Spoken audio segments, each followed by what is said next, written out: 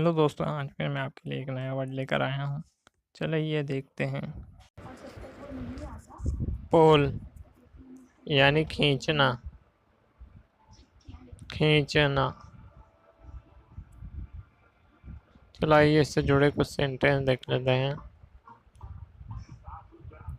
Why are you pull me?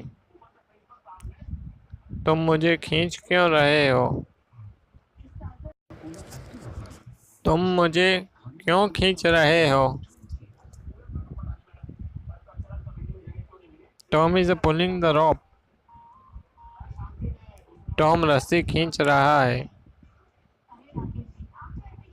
Tom रस्सी खींच रहा है।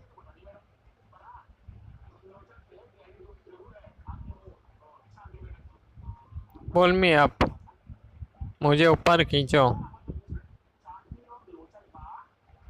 मुझे ऊपर खींचो।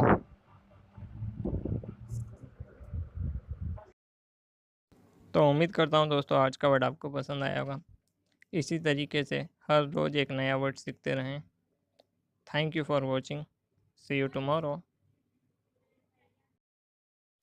लाइक और शेयर करना ना भूलें और हमारे चैनल को सब्सक्राइब करना भी ना भूलें।